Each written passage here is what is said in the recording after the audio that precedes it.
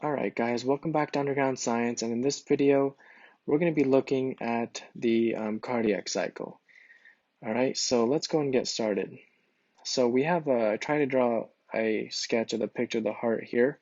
Hopefully it's not that bad, right? Hopefully we can do the job, and hopefully we can get the concept down.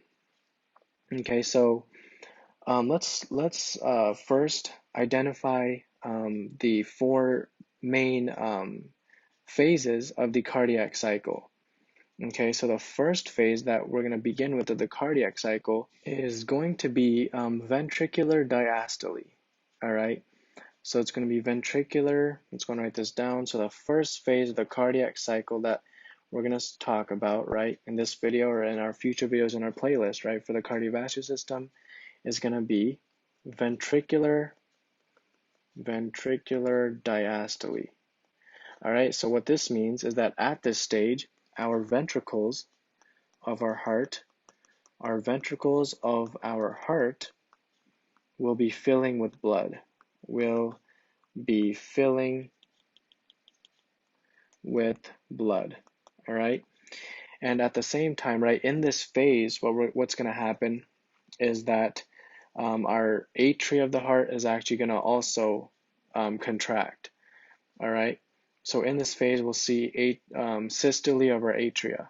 So in this phase, we'll also see systole of our atria.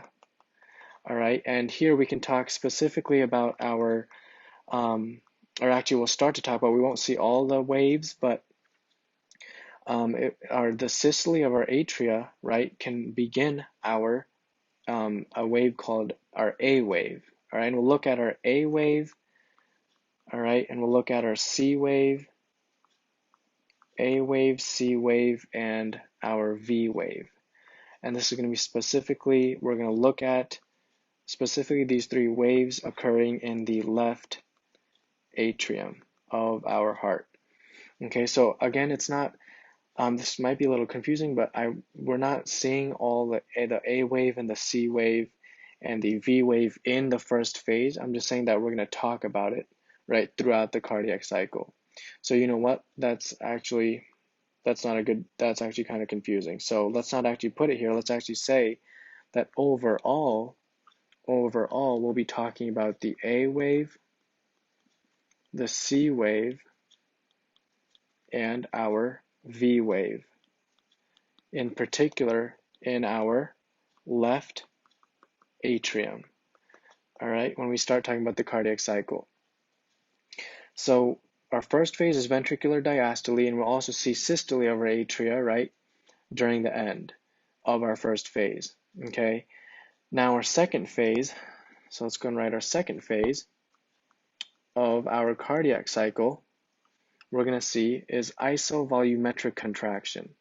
All right, so our second phase is going to be called our isovolumetric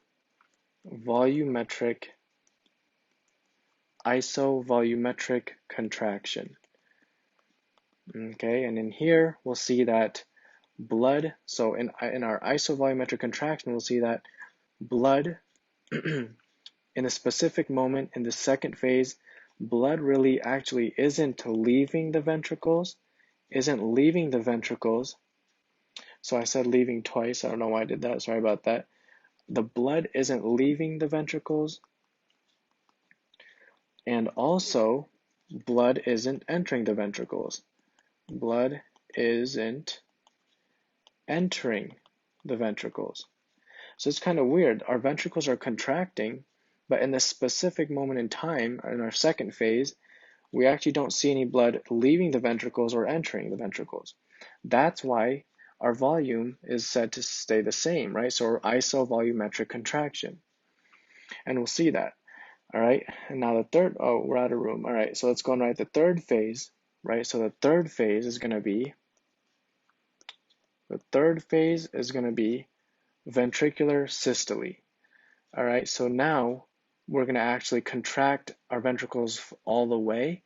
So in isovolumetric contraction, our ventricles begin to contract, and in the third phase, our ventricles, right, end up fully contracting. So our third phase is going to be ventricular systole.